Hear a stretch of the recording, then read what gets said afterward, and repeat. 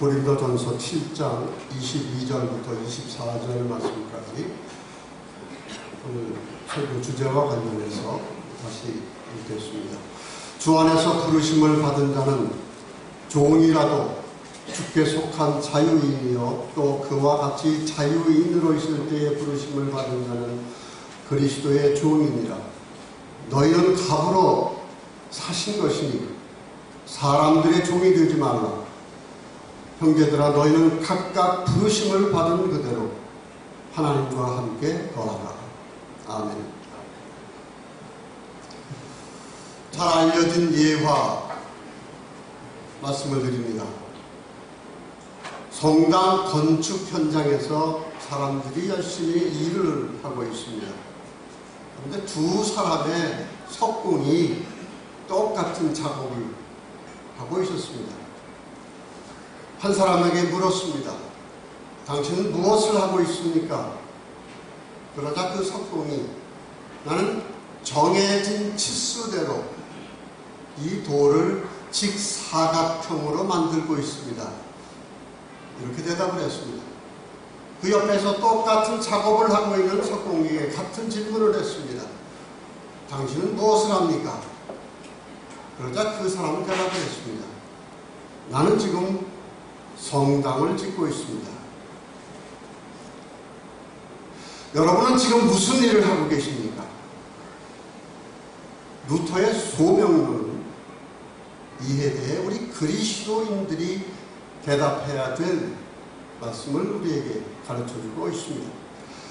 중세에는 소명이라고 하는 말, 이것을 성직자들 혹은 수도사 이러한 사람들이 이 세상 소위 속세를 떠나서 거룩한 삶으로 들어가는 것을 소명이라고 생각을 했습니다. 오늘도 사실은 여전히 이런 의미로 소명이라는 뜻이 더 강한 의미 가지고 사용되고 있습니다. 그러나 루터는 모든 직업이 다 소명이다 이렇게 생각을 했습니다. 이 세상에 살면서 가지고 있는 모든 직업, 모든 직위들, 높은 직위, 낮은 직위, 또 아주 다양한 그런 직업들이 있지만은 기능적인 차이가 있을 뿐 다 하나님께서 주신 소명이다 이렇게 얘기를 했습니다. 단지 직업만이 소명이 아니라 소위 신분이라고 하는 그런 말을 표현을 합니다만 우리가 세상을 살면서 가지게 되어 있는 모든 신분들, 우리의 삶의 자리, 이 모든 것을 하나님께서 주신 소명이라고 이야기를 했습니다. 예를 들어 누구에게나 가정이 있습니다. 그 가정에서 아버지가 되어 살든 자녀가 되어 살든 손자든 조카든 할아버지든 다 이런 가족 관계 속에서 자기만이 갖고 있는 특별한 자리를 가지고 살아가고 있습니다. 이러한 모든 자리를 루터는 소명이라고 이야기를 하는 것입니다. 교회도 마찬가지로 중요한 소명의 자리입니다. 지난번 말씀드린 교회론과는 다른 일터로서의 그런 교회를 여기서 말씀을 드리는 것입니다. 우리 교회를 운영하기 위해서 여러 일들이 필요합니다. 루터는 특별히 교회에 관련된 소명과 얘기를 하면서 주교와 교회 청소하는 분과 비교하는 것을 많이 했습니다. 루터는 말합니다. 주교와 그리고 교회 청소하는 분과는 기능적인 그런 소명의 차이가 있을 뿐 하나님 앞에서 똑같은 가치를 갖는 그러한 일을 하는 것이다 라고 이야기를 했습니다. 특별히 루터가 소명과 관련해서 많이 강조한 것은 바로 우리가 이 사회에서 갖는 그러한 모든 직업들입니다. 이 세상에 수많은 그러한 직업들이 있지만은 그 직업들 하나하나가 바로 우리에게 하나님께서 부여하신 삶의 자리요, 거기에서 하나님의 뜻을 나타내기 위한 그런 하나님이 주신 자리라고 하는 것입니다. 물론 500년 전과 오늘날 직업 이해에는 큰 차이가 있습니다. 오늘날 자기의 재능, 자기의 창의성 이런 것을 따라서 직업을 선택하기에는 참으로 사치스러운 그런 세상이 되어버렸습니다. 생존 자체가 문제가 되고 있습니다. 젊은 사람들이 정규직을 얻는 것은 하늘의 별따기가 되었고, 나이 드신 분들도 언제 해고가 될지 모르는 그러한 위협 속에서 살고 있습니다. 이러한 절박한 그러한 생존 문제 때문에 직업의 가치, 나에게 주은 이 일의 의미, 이런 거 따지기에는 너무 급하게 된 그런 세상을 우리는 살고 있습니다. 돈 많이 버는 직업이 좋은 직업이 되었고, 돈 안 되는 직업은 비천한 직업이라고 하는 직업에 대한 평가에 우열이 정확하게 정해져 있습니다. 우리 믿는 사람이라도 한번 이러한 사회에 얼마나 영향을 받고 있는가. 나는 신앙인이기 때문에 이런 영향 받지 않고 산다, 그렇게 생각할지 모르지만 한번 생각해 보시기 바랍니다. 솔직하게 여러분에게 물어보세요. 여러분들에게 일을 하지 않아도 평생 먹고 살 수 있는 돈 몇백 원이 여러분 저금 통장에 있습니다.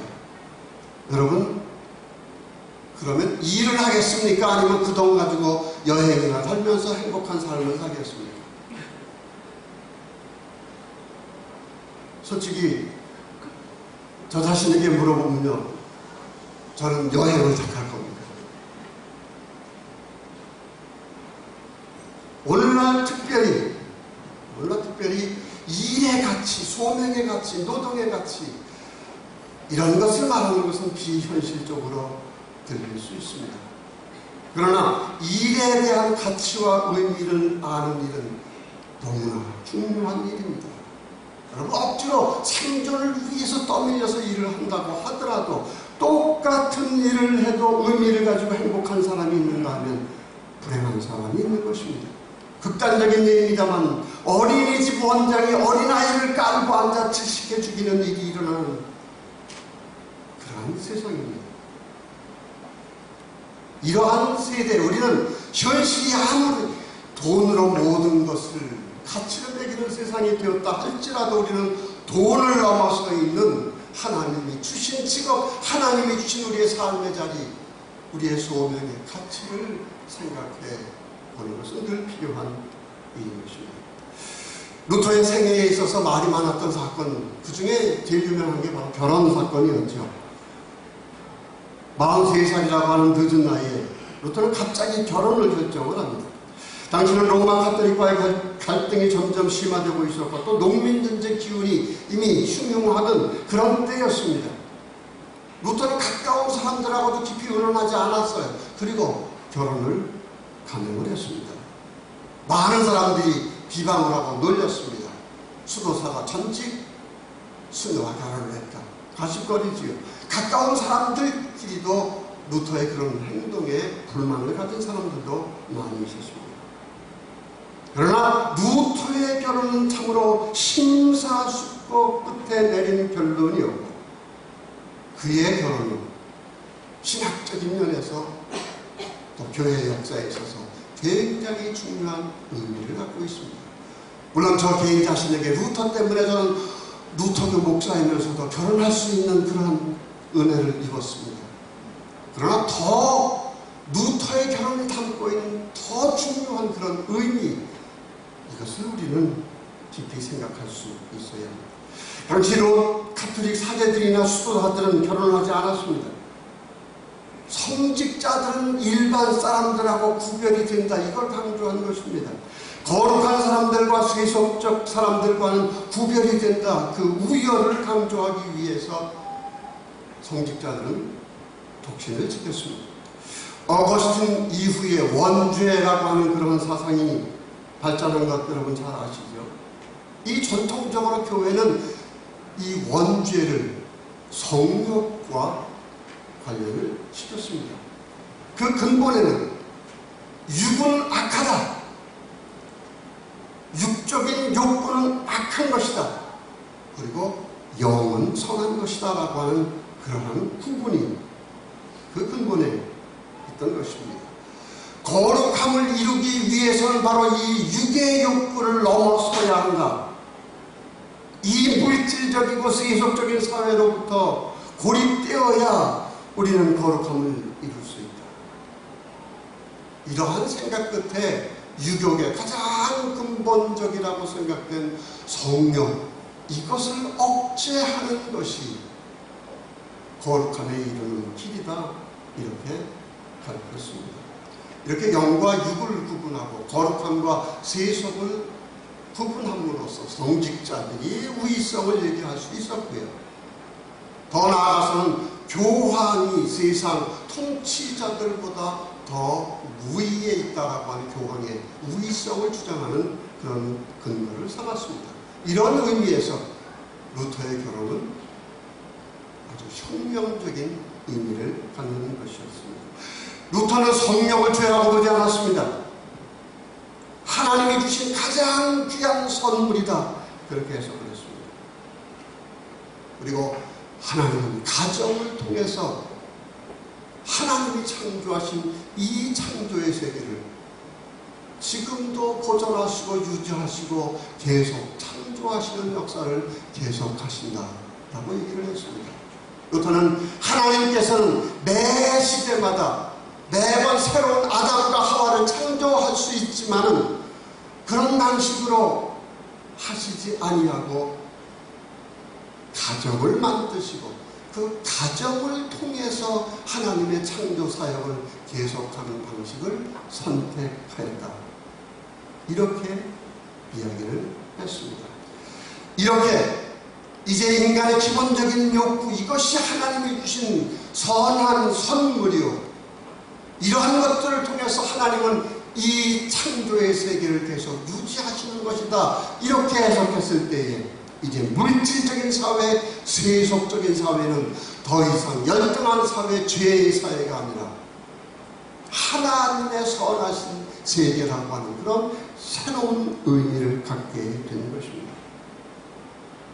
이 창조의 세계는, 물질의 세계는 하나님이 선한 세계입니다. 인간이 타락한 것이지 이 세상이 타락한 것은 아닙니다. 인간도 이 창조의 한 부분으로 창조함을 받았고, 특별히 하나님의 창조의 뜻을 나타내고 하나님의 창조의 사역을 계속하고 그리고 창조주 하나님께 영광을 돌리는 그러한 특별한 위치로서 우리 인간이 창조된 것인데, 인간은 하나님께 반역해서 하나님께 불순종함으로 하나님을 떠나고, 그리고 그럼으로써 자연 속에서, 이 창조 속에서 드러내야 할 우리 인간의 본연의 임무, 인간의 본연의 그 과제를 우리는 상실하게 되었다고 하는 것입니다. 예수님을 통해서 우리가 하나님과 관계가 회복되었다고 할 때, 이것은 잃어버린 하나님의 형상을 되찾은 것을 의미하는 것이고, 그리고 이것은 어떤 형이상학적인 그런 어떤 어려운 그런 개념이 아니라 하나님이 창조하신 이 선하신 창조, 이 창조를 계속하시는 그러한 주체, 하나님의 창조의 협력자로서 이제는 제대로 역할을 하는 그러한 사람으로 우리가 택함을 받고 구원을 받았다고 하는 바로 그러한 이야기입니다. 여기에서 우리는 다른 세상 사람들은 이해하지 못하고 교회 사람들만 얘기하는 구원이니 칭의니 성화니 어떤 그런 의미를 보다 현실적인 것으로 만들 필요가 있습니다. 여러분, 구원받았는가 그렇게 대답 많이 요구한, 당신 구원받았습니까? 그러면 이제 신앙 없는 사람처럼 보이니까 예, 받았습니다, 이제 그렇게 많은 대답들 하죠. 또 안 받았다 그러면 믿음 없는 사람이고요. 여러분, 구원받았다고 말씀하신다면 그 구원은 여러분에게 무엇을 의미합니까? 여러분, 구원받아서 어떻게 되었습니까? 종교개혁 신학의 중심은 칭의론입니다. 우리의 공로로서가 아니라 오직 하나님의 은혜로서, 그 은혜를 믿는 믿음으로써 의롭게 인정을 받았다. 이게 칭의입니다. 이걸 믿는 게 우리 루터란 개신교인들입니다. 여러분에게 다시 묻습니다. 하나님께 의롭게 인정받았다는 게 여러분에게 무슨 의미를 갖는 것입니다? 여러분, 구원을 받았다고 하는 것 예수님을 통해서 관계해보게 되었어요. 우리는 구원받은 사람입니다. 이제 더 이상 우리는 구원 관심거리가 아닙니다. 구원받은 사람으로서 인간의 죄의 위치를 찾는 겁니다. 우리 인간의 위치는 창조의 세계 가운데 있었어요. 하나님은 우리를 통해서 창조의 사역을 계속하기를 원하셨어요. 창조주 하나님의 아름다운 그 뜻을 찬양받으시기를 원하실 것이고요. 우리를 구원해 주신 이유는 바로 그 이유 때문이었습니다. 의롭다 인정을 받았다라고 하는 이야기는요, 이제 우리는 저주에서 풀려났다는 이야기입니다. 우리가 땀을 흘리고 수고를 해도 엉겅퀴와 가시 많이 날렸는데 이제는 하나님이 인정하시는 삶이기에 우리가 땀을 흘리는 것은 가시로 돌아오지 않습니다. 하나님은 축복하시는 의미가 가득 찬, 기쁨이 가득 찬 그러한 삶이 될 것이고요. 그 삶은 어디에서 이루어지는 겁니까? 창조의 세계에서 하나님과의 관계가 회복이 돼요. 이렇던 하나님의 형상을 회복한 사람으로서의 이 창조의 세계에서 우리가 해야 하는 일이라고 하는 것입니다. 성화라고 하는 말도 잘 써요. 의인 칭을 받았으면은 이제 우리는 성화되어야 되지 않습니까? 물론 성화되어야 되죠. 근데 좀 막말해서 죄송합니다. 어디다 써먹을 성화입니까?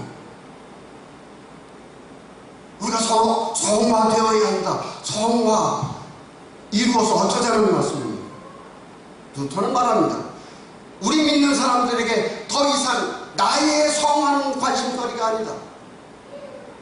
이 세상에서 직업 가운데서 가정 가운데서 거기에서 사는 우리의 소명 가운데서 소명 그 성화는 구체적으로 이루어지는 것이다 라고 얘기를 했습니다.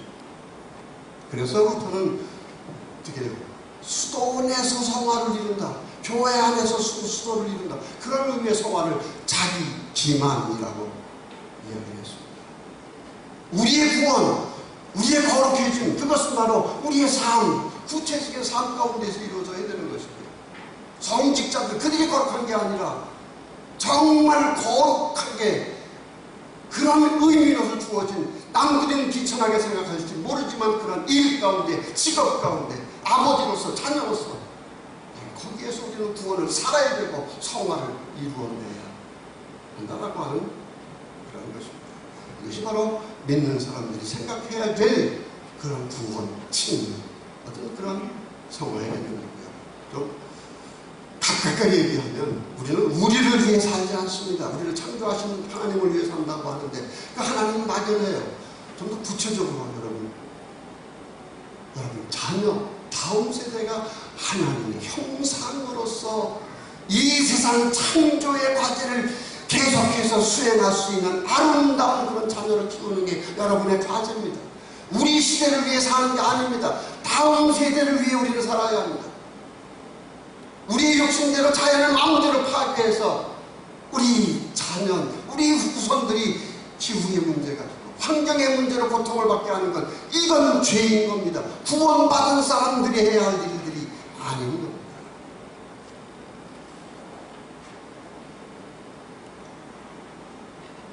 이런 의미에서 이론적으로 많은 것을 말씀드릴 것이 많습니다만, 그래서 구체적이고 실천적인 교훈 몇 가지만 생각해 보겠습니다.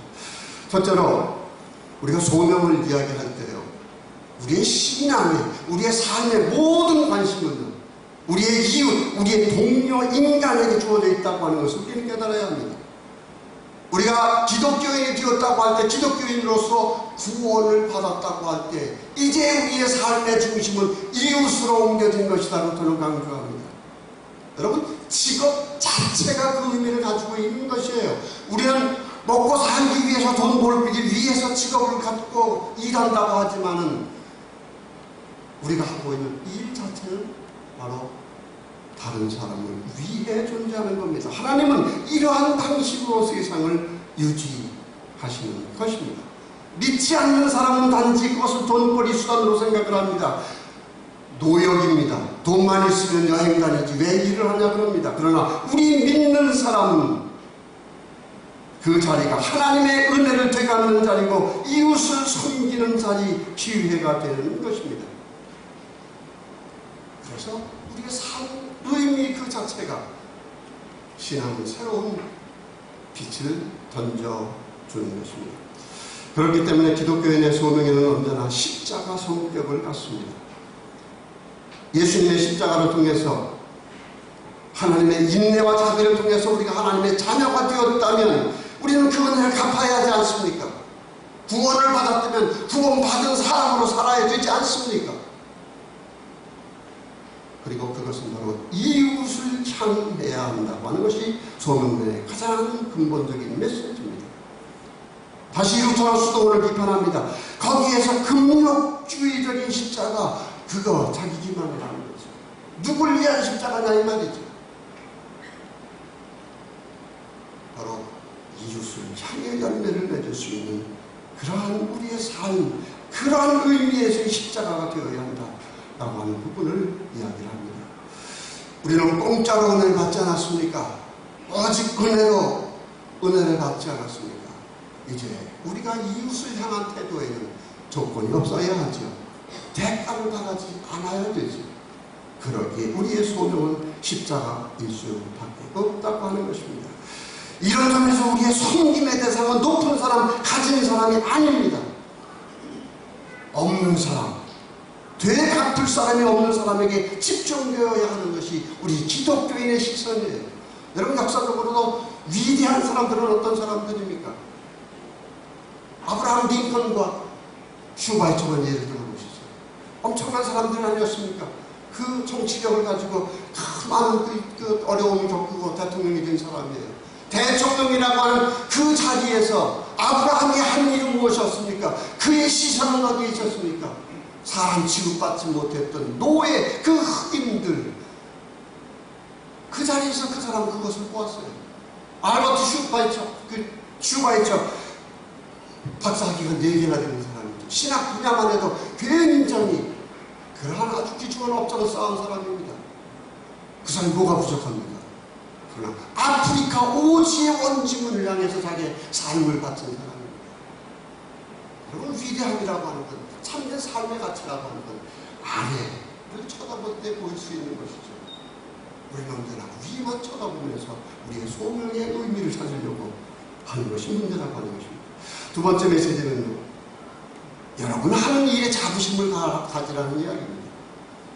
이 측면에서 루터는 전통적인 영성 훈련으로 강조해왔던 모방이라고 하는 것을 거부해요. 물론 모방이라고 하는 건 어느 정도 필요합니다만 루터가 얘기하자는 게 그거예요. 세상에 나 같은 상황에 있는 사람이 누가 있겠느냐는 얘기예요. 가정에서의 나의 위치, 직업에서 가지고 있는 같은 직업이라고 하도 내 상황 속에서 주어진 내 과제는 유일하다는 것이죠. 거기에서 우리는 예수님과 함께 성령의 능력으로 내 소명을 감당할 뿐인 것이지 다른 사람과도 비교할 수 없어요. 오직 나만의 유일한 온 우주에 나 같은 소명은 나 혼자만 가지고 있는 것입니다. 이걸 왜 남하고 비교하느냐라고 하는 그런 것입니다. 특별히 세상적인 가치관은 큰 것, 인상적인 것, 화려한 것, 눈에 띄는 것, 이런 것들을 좋아하게 만들죠. 마귀는 언제나 우리에게 그런 것에 시선을 고정하게 만듭니다. 큰 문제는 언제나 우리가 TV를 너무 많이 본다는 거죠. 우리 가난하게 살면서도요, 가난한 사람들과 같이 공유하고 사는 사람보다는 TV에 나오는 사람들, 그 부자들, 그런 사람들의 삶을 은연중에 공경하는 아주 참 모순된 그런 삶을 살고 있습니다. 신앙의 눈으로 보아야 합니다. 다른 사람들이 여러분의 인생, 여러분의 삶, 여러분의 일을 하잘 것 없이 본다고 하더라도 그 하잘 것 없는 그 일상에, 그리고 남들은 쓸데없다고 생각하고 여러분도 가끔 억울하다고 생각할 수 있는 그 십자가 가운데 우리의 삶의 가치가 어느 누구하고도 비교할 수 없는 나만에게 주어진 삶의 가치가 주어져 있다는 겁니다. 이 소명의 자리에서 우리는 하나님을 만날 수 있어야 합니다. 우리 자신의 소명을 남하고 비교하지 말아야 될 이유가 있어요. 왜? 우리는 오직 믿음으로만 구원을 받게 되어 있기 때문입니다. 믿음으로만 구원받아요. 대통령 측은 아무것도 도움 안 돼요. 가장 가난한 사람이라도 오직 믿음 때문에 구원을 받습니다. 그리고 구원과 무엇하고 바꾸겠어요? 돈하고 바꾸겠어요? 잠깐 누리는 편안함, 명예 그거하고 누리겠어요? 우리는 이미 가장 귀중한 것 오직 믿음을 통해서 구원을 받은 사람이에요.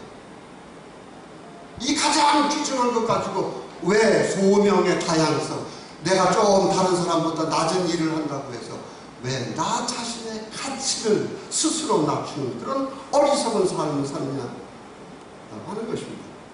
셋째도 비슷한 맥락에서 말씀을 드립니다.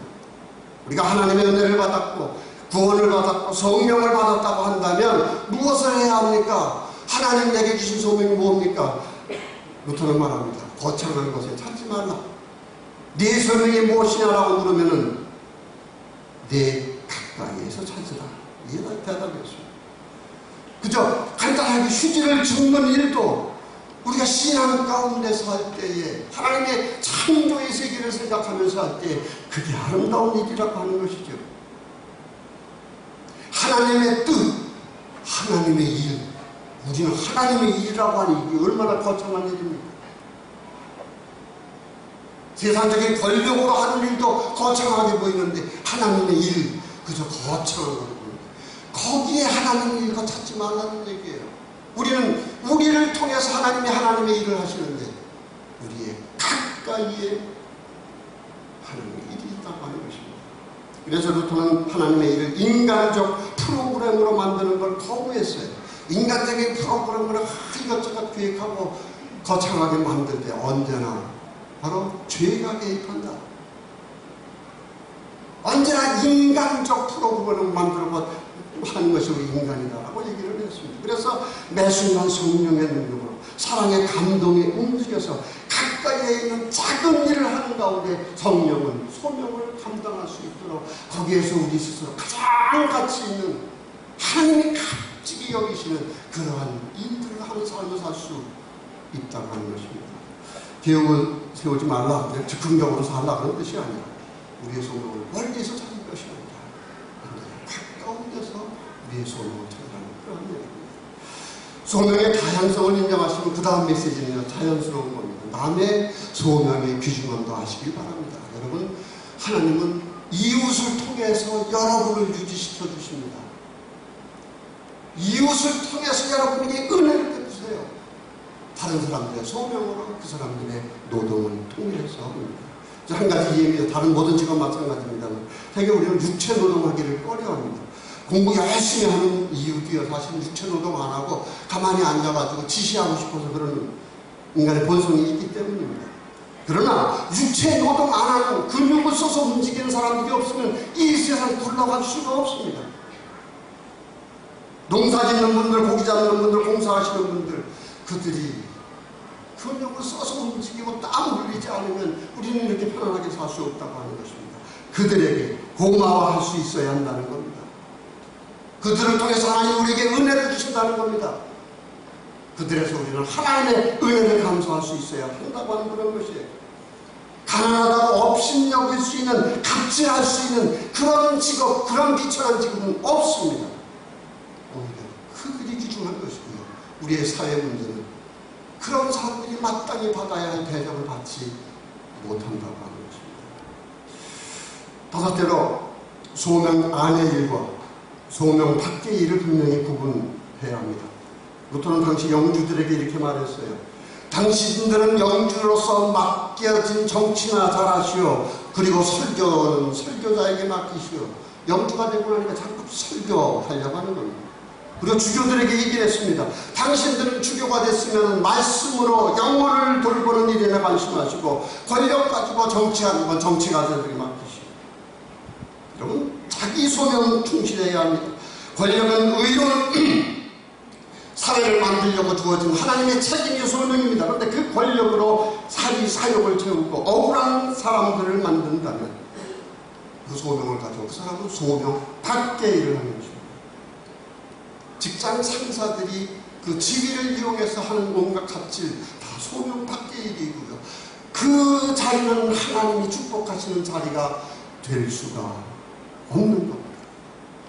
저는 서강대에서 오랫동안 가르치신 20년 이상 가르친 프랑스 신부님을 만나는데 그분이 그래요. 왜 한국 교수님들은 그렇게 열심히 공부해서 교수가 되는데 교세가 딱 되면 공부는 딱 뒤로 물러치우고 학장, 총장, 위원장 그 장장만 그렇게 바라보고 있는지 모르겠다고 프랑스 분이 그렇게 얘기를 합니다. 저도 이 비난에서 자유롭지는 못합니다만 이상하게 소명을 받으면요 그 소명 가운데서의 우리의 삶의 의미를 이상하게 발견하지 못해 꼭 견는지래요. 소명 밖에 그것을 찾는 것이 이 우리의 인간적인 본성이라고 하는 것입니다. 한국교회 대형교회 목사들의 문제점은 뭡니까? 목사직이라고 하는 귀한 소명을 받았으면 그것에 충실해야 되는데 왜 소명 밖에 일에 관심을 갖는 겁니까? 정치가가 되려면 정치를 하고 장사하려면 장사가 되지 왜 목사가 돼가지고 소명 밖의 일에만 정신을 쓰고 있냐 이렇게 말하는 것입니다. 내가 다른 사람 잘하는 것 다른 사람에게 맡겨지는 건 다른 사람에게 맡기고 우리는 우리에게 맡겨지는 일을 해야 하는 것입니다. 마지막으로 강조할 것이 있습니다. 하나님은 소명을 통해서 구체적으로 현실적으로 일하시기 때문에 마귀는 자연히 소명을 방해하는 방식으로 일을 합니다. 아주 열심히 일을 해요. 마귀는 어떻게 해요? 소명을 방해하기 위해서입니다. 그리고 소명을 방해하는 방식은 간단합니다. 소명을 십자가의 자리가 아니라 그 십자가에 담겨있는 그 일의 가치를 찾는 것이 아니라 영광의 자리로 만들면서 그걸 빈 껍데기로 만들어버리는 겁니다. 이걸 다 다른 사람들은 당연하게 여기면서 살기 때문에 우리는 마귀의 정체를 알지 못해요. 루터가 늘 강조하듯이 마귀는 늘 빛의 천사로 나타나기 마련이다. 예수님의 십자가를 통해서만 그 정체가 드러납니다. 우리에게 주어진 소명이 십자가라고 하는 것을 알고요. 이 십자가 가운데 참 소명의 의미를 알 수 있을 때에 우리는 마귀의 방해를 받지 않는 삶의 의미를 찾을 수 있다고 하는 것입니다. 제가 너무 십자가 얘기하니까 지겹다 얘기할 수 있는 분도 있을 것 같습니다. 분명 십자가는 별로 환영받는 메시지가 아닙니다. 제가 인기가 없는 이유입니다. 그러나 우리는 십자가의 도를 믿는 사람들이에요. 십자가는 장식이 아닙니다. 우리 주님께서 자기 자신을 우리에게 내어주신 자리입니다. 우리의 삶의 자리고 이제 우리는 이웃을 위해서 우리를 내어줘야 할 그 자리가 우리의 십자가의 자리인 겁니다. 그러나 제가 강조하고 싶은 게 있습니다. 십자가야말로 복음이라고 하는 걸 잊지 마시길 바랍니다. 그리스도와 함께 되는 우리의 소명의 십자가는 가벼운 십자가입니다. 이 세상 어느 누구도 십자가 없는 사람은 없습니다. 그러나 우리의 십자가는 떳떳하고 부끄럽지 않고 가치 있고 죽음의 세력까지 넘어설 수 있는 십자가인 것입니다. 무엇보다 십자가가 우리에게 중요한 의미를 두는 것은 그 소명의 십자가 가운데서 하기 싫어도 우리는 옛사람을 죽이는 것을 배우게 되고요. 옛사람을 죽이기 때문에 성령의 능력으로 새로운 피조물로 거듭날 수 있는 것이 바로 우리의 소명의 자리인 것입니다. 지금 예배드리고 내가 주어진 소명의 자리, 가장 구체적인 돌아가고 싶지 않은 자리가 많이 있겠지요. 그 자리에 가서 여러분들 십자가에 못 박고 성령의 능력으로 새로운 피조물이 되는 그러한 체험을 하는 자리가 되기를 바랍니다. 루터의 소명론을 가장 잘 표현해준 학자가 빈그램이라고 하는 사람입니다. 그 사람은 예수님이 중풍병자를 고치신 다음에 하신 말씀에 주목을 합니다. 예수님 중풍병자를 일으키신 다음에 너 건강하고 행복하게 살아라 말씀하시지 않고 집으로 돌아가라 하셨다는 겁니다. 여러분이 치유를 받았다고 한다면 가정으로 돌아가야 합니다. 교회로 돌아가야 합니다. 직장으로 돌아가야 합니다. 오늘 예배를 통해서 성령을 통해서 치유의 능력을 새롭게 체험을 받았다고 한다면 이제 여러분은 집으로 돌아가는 겁니다. 여러분의 직장으로 돌아가는 겁니다. 그동안 다른 사람들이 먹여주었던 그런 자리에서 일어나 이제는 그리스도의 능력으로 치유받은 그 몸으로 다른 사람을 먹여주는 일을 하는 그러한 우리 신앙인들이 되어야 할 것입니다. 이러한 십자가의 소명의 삶을 살고자 하는 여러분들에게 성령이 함께 하실 것입니다. 모든 지각에 뛰어난 하나님의 평강이 우리 주 예수 그리스도 안에서 여러분의 마음과 생각을 지키시기를 바랍니다. 아멘.